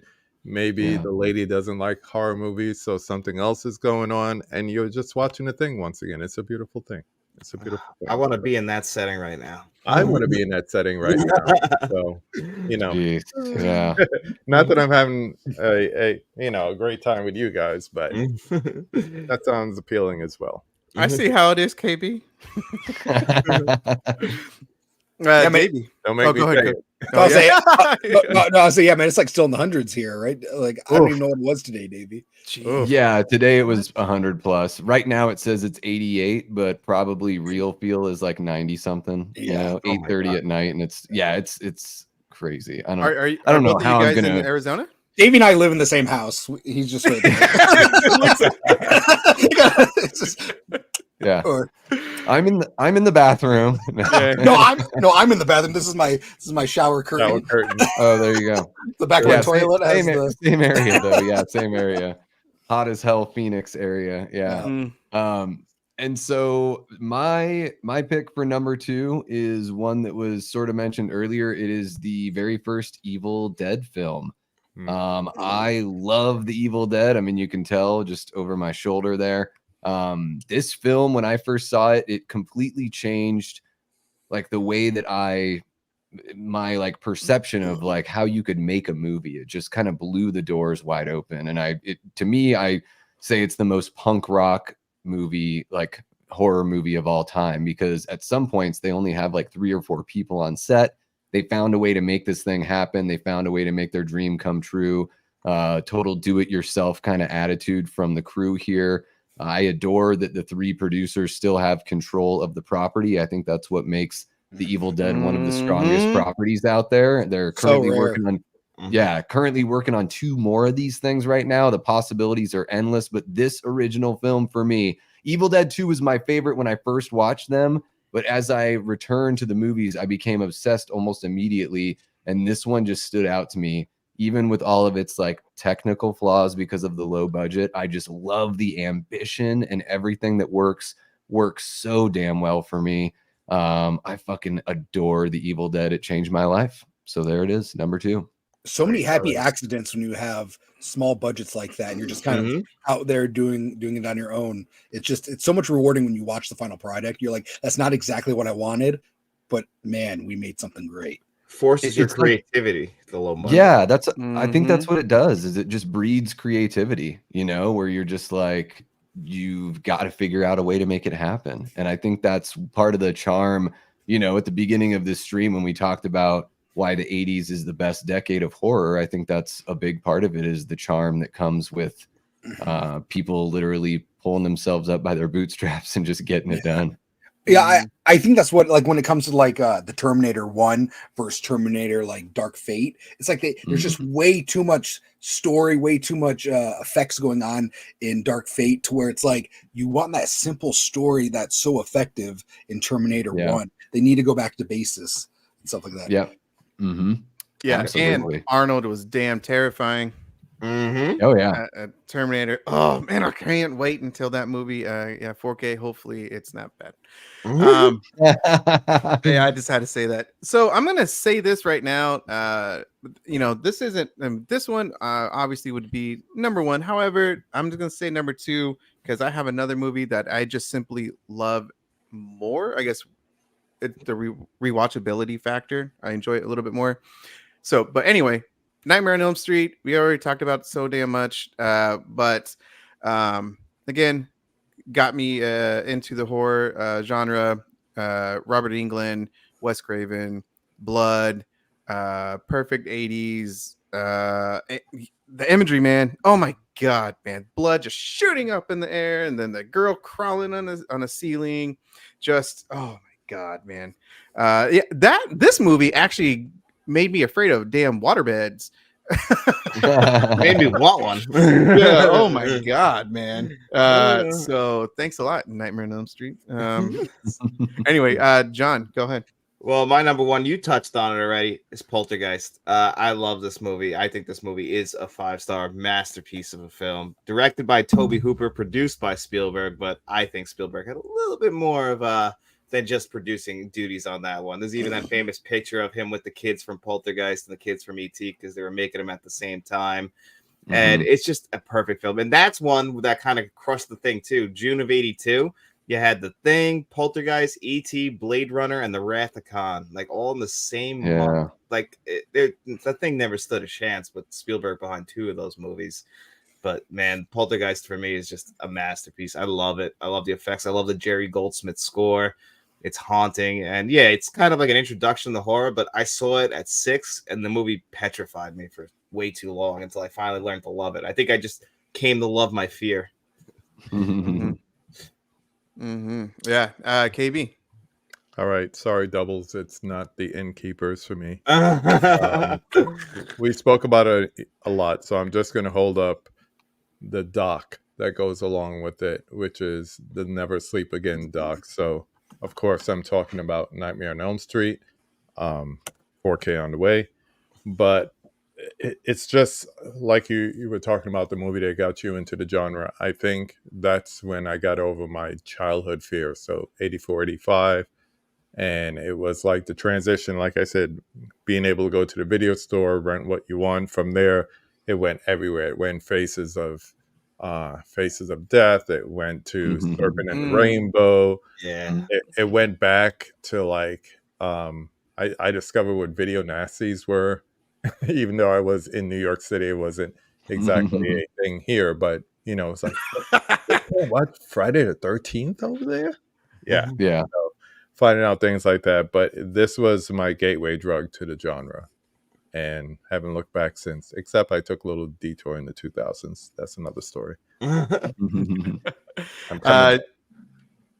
Davey, go ahead.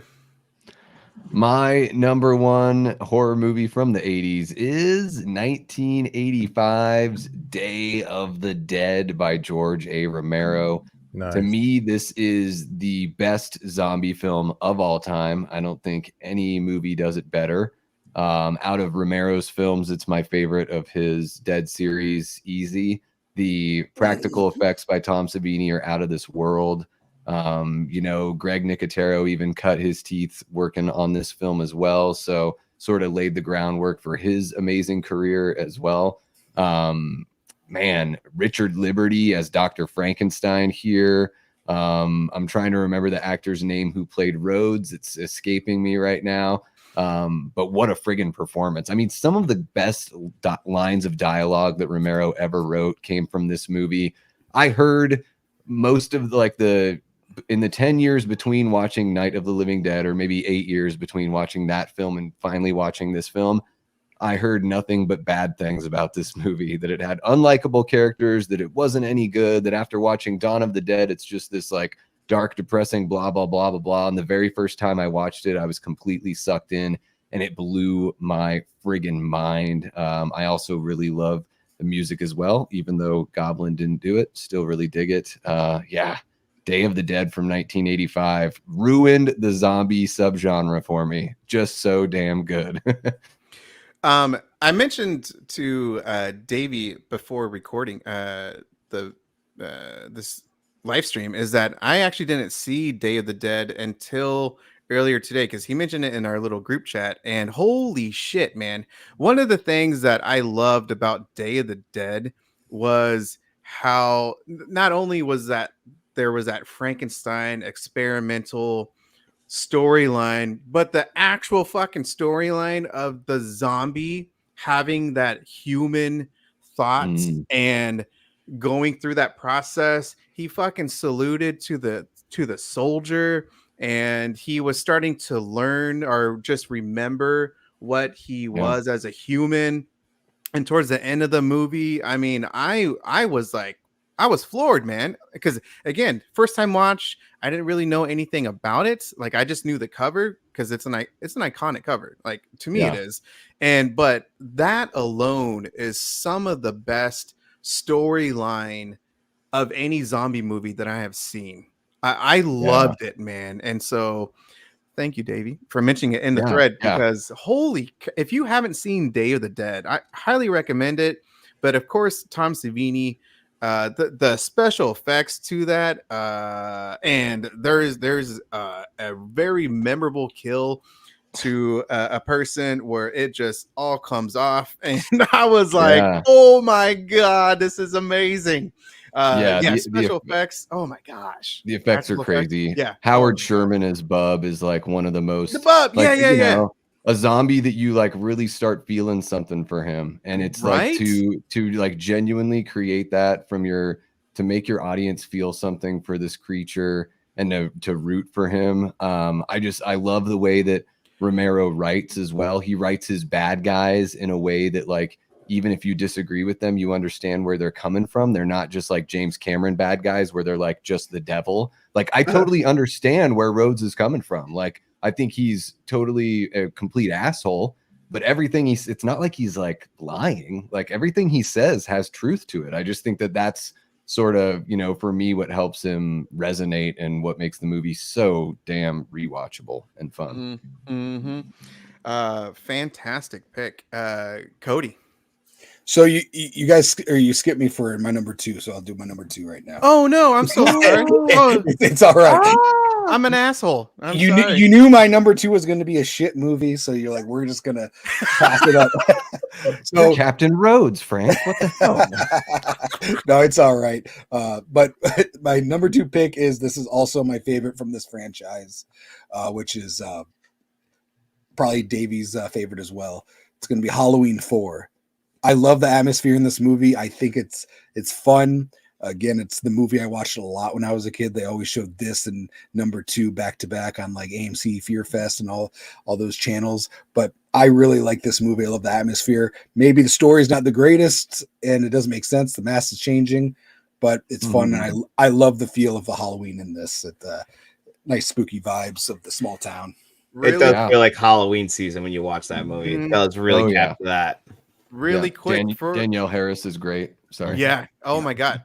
That movie, Halloween 4 is exact. I mean, I mentioned it. John has already heard it before, but like Halloween 4 is how I got into the franchise. And I mentioned it a bazillion times, but Danielle Harris, when I saw a young kid be a fucking murderer, I was like, oh my God, because I was around the same age. There Dude, you go. oh, whoa, that's awesome. Yeah. Hell And then before I get to my number 1, I do want to shout out something that made me a big horror fan. It's going to be, Oh yeah, Tales from the Crypt. I know it's not a movie, but it's a great TV show. I feel like there was like a lot of big celebrities who were very interested in horror. Same with filmmakers and writers and everything, that they were able to do the show because the show was very popular. And this was their way of getting that out of their system. So Tales from the Crypt is, one of my favorite horror things of the 80s, even though it started in the 80s and really, steamrolled in the early 90s. But, the first season is there. But so my number 1, if you watch my channel, it's no surprise, but it's going to be Child's Play by Tom. I want to say Tom Robbins, wasn't it? Tom Holland. Tom Holland, not Spider-Man. He's Dude, not born yet. That's that one. So I was going to a convention a few years back, and they announced Tom Holland was going to be there, and I got so excited, but I didn't realize that the new Spider-Man's name was Tom Holland, and it was him. And I was probably the only person who was very disappointed by that. By that, everyone's like, "Oh my God, the new Spider-Man!" Because this was like maybe 2016 or whenever the new Spider-Man came out. I was like, I had no idea his name was Tom Holland, but I was so excited. And then like, no, it's it's even better. I was like, I'm not for you, but yeah, this movie's always been my life. It's one of my go-to movies, so I love it. That movie is so fucking good. I love that movie. So much. Hell fun. yeah. I'm actually Mika, and sister. I'm sorry, I don't remember your sister's name. I apologize. Kira. Kira, thank you. My pick, Demons. John, I mean, you already know how much I love this damn film. Oh yeah, that's great. This is one of the most fun films I have had in a long time. I simply suggest it all the damn time as much as I can. And the colors to it, the cheesy acting that it has in it, the practical effects, it's a dumb kind of storyline, but I think it just overall it is one of the most enjoyable, fun horror films I have ever seen, and I will preach the damn movie until the day I die. I'm not a big. I think 2 is okay, but Demons, the first one, and to me, it's a classic. It's an Italian horror film, and if you guys don't know about it, but highly recommend it. So that is my pick. What I wanted to bring up really quick is you guys. I brought it up in a thread, but I wanted to know from you guys, what is your favorite? You can bring up 1 or 2. I don't care. But what is your favorite kind of like non-popular horror film? I asked that in the thread, and I hope maybe you guys have a copy, or you just maybe thought about it. But I wanted to think about it. I wanted to bring it up because there's so many great movies in the 80s, within the 80s. And it's been like 40 damn years. So some of these movies people might know already. However, they're not as popular as Freddy, as Child's Play, as like, the Mount Rushmore of like, Mhm. of those franchises. So, John, I'm going to start with you. What is one, or maybe you have a couple favorites that that you have that's not too popular? Well, actually, my two I was thinking of. Well, the first one is Shocker. We talked a little bit about it earlier, but I love Shocker. I think that's just an underrated gem from the 1980s. But another one that I really like is the movie Dead Ringers, directed by David Cronenberg. Good one. I love Yeah. that movie. It got a TV show remake on Amazon actually pretty recently. I haven't seen it yet, but the movie starring Jeremy Irons, that should have won him the Academy Award. He ended up winning the next year for Reversal of Fortune because he is perfect as those twins in that movie. And that movie gets under your skin, especially by the very end of it, which, Cronenberg, that's what he's great at. This is the guy who made The Fly as well in the 1980s. So, Cronenberg had a pretty good 1980s also. But, just in a different subgenre with the body horror. But, man, I love Dead Ringers. Yeah. KB. The only one that I could think of, and I thought this was really big when I was younger, but the more and more I talk to people, they still don't know about Happy Birthday to Me. And to me, this is like, it's a mystery, it's a slasher. A lot of the elements that are in this, you see them later on in slashers. Another one that people talk about is Black Christmas as being an early slasher. I mean, slashers really go back to Psycho and Peeping Tom, but I mean, like getting into like the 80s style of slasher movies, I think those two were really instrumental. So I show this to people who's never heard of it, and they're like, "Oh my gosh, that was so good!" And and Possession is another one as well. Yeah. Can't wait for that 4K. The Double Feature podcast said that Possession is a great one. Yeah, I love Possession. There is I mean, I do have the Umbrella 4K of it, and there was also a French 4K as well, which I had. Davey, what about you? So it was brought up earlier in the chat. I believe it was Double Feature that had mentioned that. I would pick The Prowler. Joseph Zito directed that one. Tom Savini does the effects. The Prowler does, if I'm being fair, it suffers from some slow movement in the, middle to right before the final act. But I do really love the way that the killer looks. I like the way the film looks in general. And I do think that out of all the, franchise or the movies that could have spawned a franchise, like I would love to see that Prowler character come back. Like I love the look of that character. They could modernize it. I love those old like revenge whodunit slashers from the 80s, like My Bloody Valentine is that way. It's one of the reasons why I really love Thanksgiving, is because Thanksgiving reminded me of The Prowler and My Bloody Valentine. And so yeah, The Prowler is just one of those movies that's always sort of a little bit of like a brain worm that's just always making me think about it, and don't hear it talked about too much. Yeah, good pick, man. Cody. It's gonna be Jaws 4. No. Something's wrong with your connection, Cody. I don't know what happened.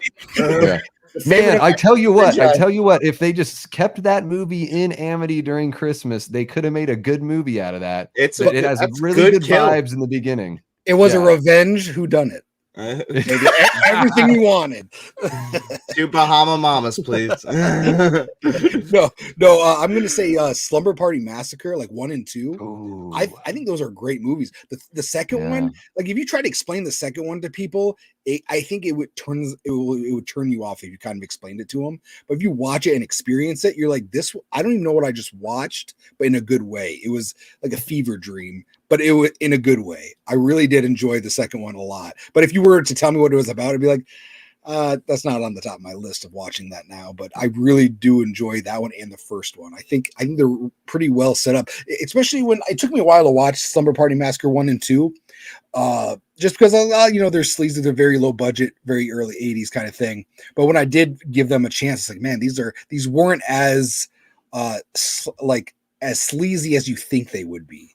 But I really did enjoy that. And another one this is more of a thriller, but it's called Dead Calm. It's from '89 Yeah. with I think it's Ed the guy from Jurassic Park, and it has Billy Zane. Sam Neill, Billy Zane, and Nicole Kidman, where they're on a houseboat. It's a really good movie. I haven't heard of that one. Yeah, I'm really into thrillers, so I try to sneak those in whenever I can. Yeah, man. I'm really into the song Thriller, so I try to sneak that in. That's actually a good move, or that's a good thing that got people into horror as well.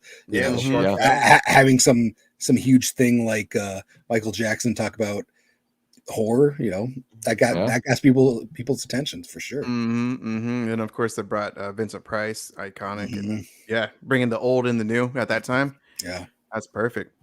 My movies, because I got some movies, man, would be Burial Grounds. So there's a little bit of a theme. Burial Ground, I love it. It's an Italian horror film. It's got it's my top 3. I still think it's my top 3 zombie films of all time. It's like so bad, but so good. Another film that I really like, and it's got an iconic kill scene, is City of the Living Dead. Good one. With the drill just going. Good old Fulci, man. Yeah. Because someone brought it up. I don't know if it was Eli, but like it's part of the whole trilogy of From Beyond. I love From Beyond. This is actually supposed to be getting a 4K from Grindhouse releasing.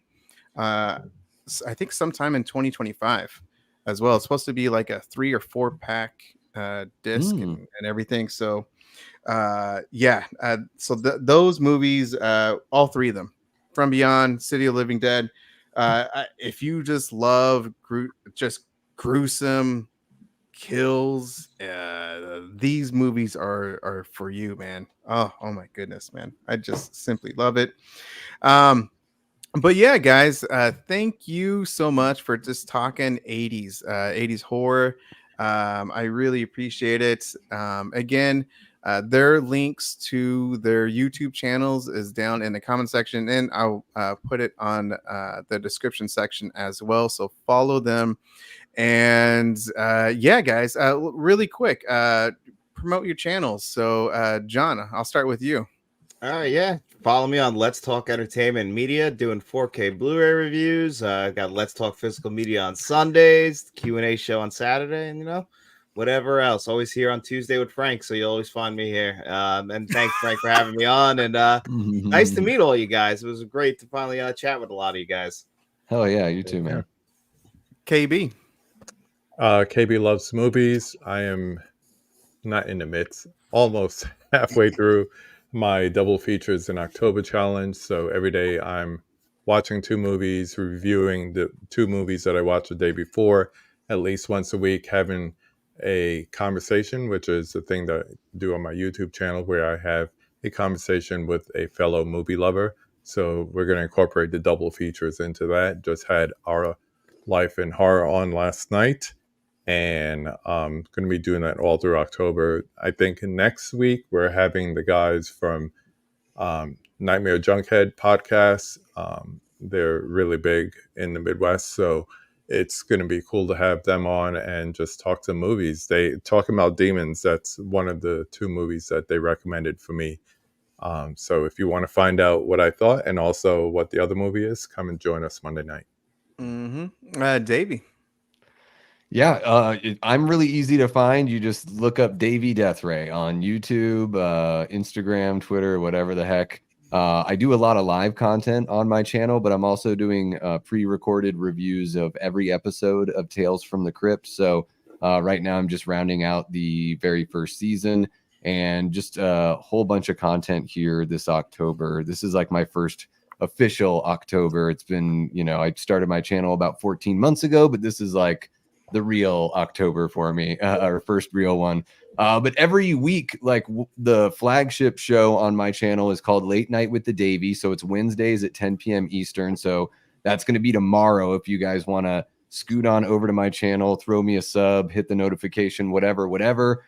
Tomorrow we've got Vincent DeSanti from Womp Stomp Films on as our guest. That's a live show that we do, so you guys can interact. You can ask Vin some questions. You can hang out with us. It's really cool. I wear a blazer. It's like a late night talk show sort of format a little bit. And to round out October, I've got Damien Maffei from The Strangers Pray at Night and Haunt will be on next Wednesday.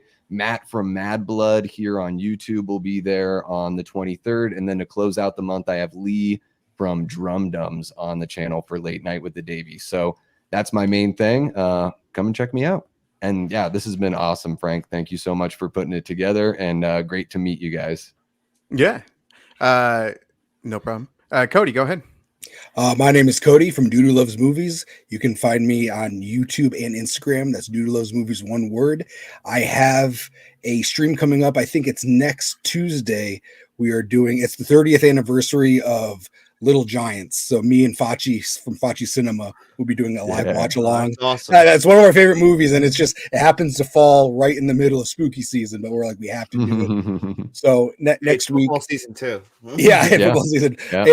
And then the week after, I don't know if I'm allowed to announce the date yet, so I won't. But coming up soon, we have a Rad Dudes, and we're going to be talking about some like our Halloween costumes from when we were little kids, and hopefully show some pictures and stuff like that, and talk about what we did when we were kids in Halloween. So that's what you have to look up. And Rad Dudes is myself and Born to Be Rad. Hell yeah. As for me, what's up, y'all? Next Tuesday, I will be having my panel guest will be John from Let's Talk Entertainment Media, Daniel from the Cobwebs channel, the Bearded Film Guy, and Beyond Media. We will be talking about Beyond the Grave Media. We will be talking about obscure horror movies. And so I can't wait for that one as well. And then I think I'm gonna do like a watch party on 2 Tuesdays from now, and I'll obviously do another live stream for the last Tuesday to go out with a bang. But yeah, guys, thank you again for joining, and thank you everyone. Again, don't forget to like and subscribe to all these wonderful people. So thank you guys, and have a good one. Take care.